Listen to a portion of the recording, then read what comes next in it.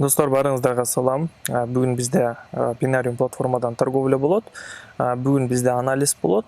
Жана бүгүн биз сиздер менен балансыбызды 300 миң рубльдан жогору көтөрүшүбүз керекпиз да. Биздин бүгүнкү задачабыз.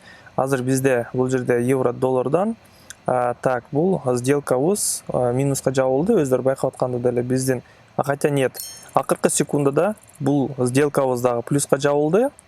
Смотрите, азыр биз сиздер менен ушул жерде анализировать этебиз. Ага чейин мен бул жерде 3 мүнөткө бир сделка на понижение качамын. Анткени бизде бул жерде уже разворот болуп атканын биз сиздер менен азыр байкасак болот.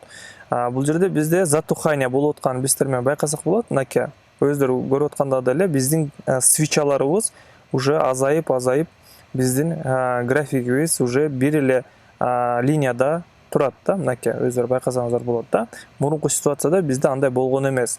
Азыр биз сиздер менен графикти отдалять этебиз и биз сиздер менен бул жерде линияны коебуз да. Линия тренданы, мынакей, бул жерде бизде уровень сопротивления, нисходящий тренд. И бизде дагы астыда дагы уровень поддержка бар. Мынакей, уровень поддержка.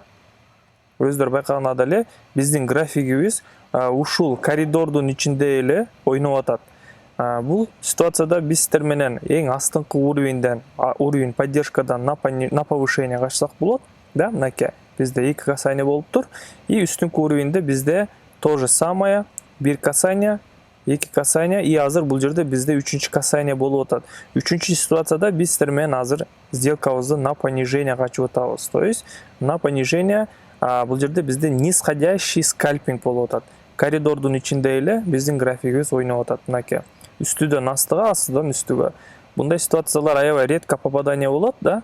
Ушундай ситуацияларды сиздер издеп табышыңыздар керек. Ошондо гана сделка ачышыңыздар керек. То есть ар кайсыл жерден эле сделка ача берген бул туура эмес. Ага чейин биз сиздер менен башка валютный параларды анализировать этебиз. Валютная пара ГГП японская иена 1 мүнөттүк таймфреймге коебуз дагы и биз сиздер менен бул жерде анализировать этебиз. Смотрите, бул жерде то же самое, ушундай эле ситуация болуп атат.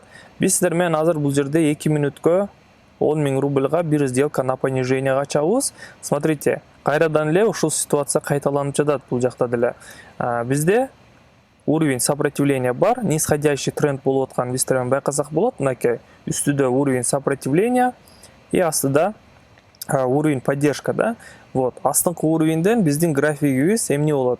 Астыңкы уровеньден бизде разворот болот. Үстүнкү уровень сопротивленияга чейин и үстүнкү уровень сопротивлениядан биздин графигибиз кайрадан эле уровень поддержкабызга чейин падение болот да. То есть мурунку ситуацияны биз сиздер менен байкасак болот. То же самое ушундай эле кайталанып жатат да. Ситуация повторяется. Евро доллардан биздин инвестициябыз 10 миң рубль болчу и биздин выплатабыз 8200 рубль да. Смотрите, бул жактан азыр биз сиздер менен дагы бир сделка, кайрадан эле 2 мүнөткө дагы бир сделка на понижение качабыз. Анткени бизде уже разворот болду и графигибиз уже эң астыңкы уровень поддержкабызга чейин түшүш керек по стратегии. Ага чейин давайте посмотрим ГГП японская иена. Бул жакта дагы биздин сделкабыз уверенно плюска жабылды. Бул жакта дагы биз сиздер менен азыр 3 мүнөткө дагы бир сделка на понижение качабыз. То есть бизде уже бул жакта разворот болду и биз сиздер менен уровень сопротивлениядан на развороте биз сиздер менен кайрадан эле на понижение качып зарабатывать этип атабыз. Башка валютный параларды дагы биз сиздер менен анализировать этип көрөбүз. Так, новозеландец японская иена. Бул жакта биз сиздер менен эмнени байкасак болот? Бул жерде пока что непонятная ситуация. Бул валютный парадан кетебиз, башка валютный параны карайбыз и бул жакты биз сиздер менен анализировать этип көрөбүз. Смотрите, бул жакта дагы ушундай ситуация болуп атыптыр. Бул жерде бизде нисходящий тренд. Давайте бул жакта биз сиздер менен 3 мүнөткө давайте 10 миң рубльга, бул жакта дагы 10 миң рубльга бир сделка на понижение качабыз. Тоже ошондой эле ситуация болуп атат, туугандар. Бизде нисходящий тренд, мынакей. Нисходящий тренд, үстүдө уровень сопротивления бар и астыда бизде как раз мынакей нейтральный уровень поддержки деп берсек болот да. И бизде графигибиз именно ушул уровеньден бизден азыр кайрадан эле графигибиз эң астыңкы линия поддержкабызга чейин падение болушу керек по стратегии, да. Мынакей достор, евро доллардан дагы биздин сделкабыз кайрадан эле плюска жабылды. Биздин балансыбыз уже 308 миң рубль. Биздер менен изначально 290 канча миң рубль менен келгенбиз. Примерно биз сиздер менен 10 миң рубльда плюстабыз, да.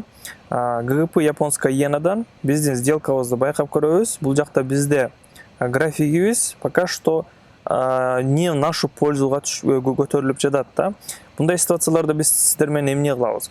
Мындай ситуацияда биз сиздер менен дагон ачышыбыз керекпиз.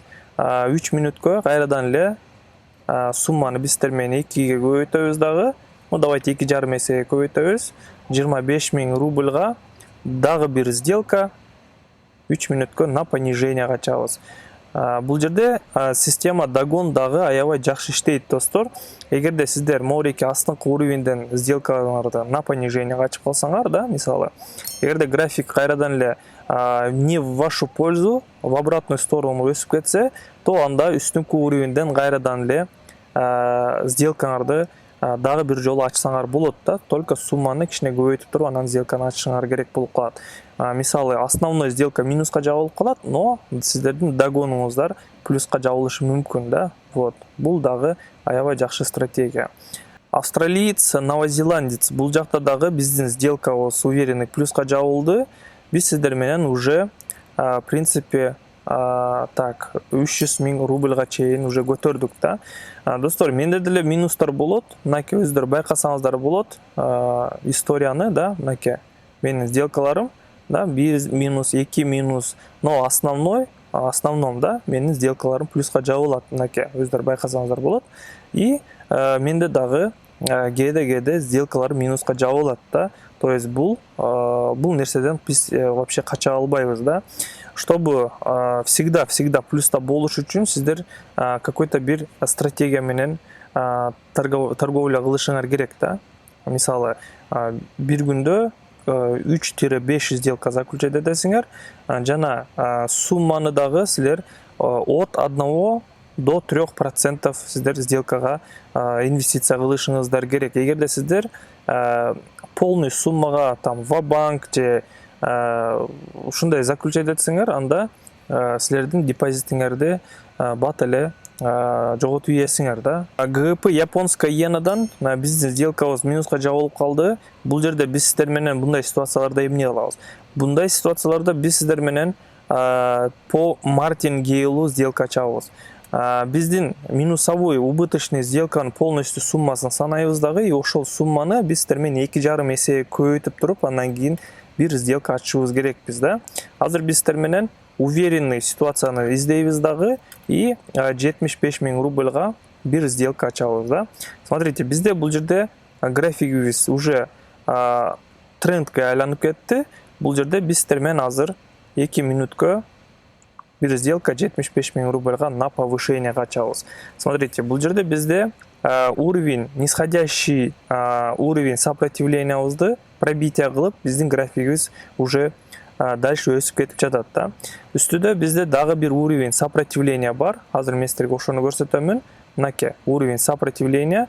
Бул жерде бизде предыдущий пик болгон, и графигибиз ушул уровеньге чейин азыр өсүш керек по стратегии. Ошон үчүн мен азыр бул жерде 2 мүнөткө бир сделка на повышение ачтым. Эгерде бул сделкабыз азыр плюска жабылса, биздин прибылыбыз 135 миң рубль болот. И бул сделкабыз дагы уверенный плюска жабылды. Биздин выплатабыз 135 миң рубль болду, и биздин балансыбыз уже 359 миң рубльга айланды, да. Давайте биздер менен историяны байкап көрөбүз. Мынакей бүгүнкү торговлябыз, да. Смотрите, менде дагы минустар болот, достор. Менде дагы минустар болот. Трейдингте без минусов не заработать, да. Но в основном менин сделкаларым плюска жабылат, да. Эгерде сиздер мени менен кошо торговля кылгыңыздар келсе, мага Telegram группага сигнал плюс обучение деп жазсаңыздар болот. Мен сіздерге түшүндүрөмүн, үйрөтөмүн, жана группага да кошуп кое аламын. Ал группада мен күн сайын кечки саат 9-да өзүмдүн сделкаларымды, өзүмдүн сигналдарымды жөнөтүп турамын. И ошол сигналдар аркылуу сиздер сделка ачып, менин артыма сделка ачып зарабатывать этсеңиздер болот. Ушу менен достор, бул видеоролик аягына чыкты деп ойлоймун. Сиздер менен кийинки көрүшкөнгө чейин баардыгыңар саламатта болуңуздар. Жана бул видеороликке лайк басып, жана подписаться басып койсоңуздар аябай кубанычтуу боломун. Кийинки көрүшкөнгө чейин баардыгыңар саламатта болуңуздар.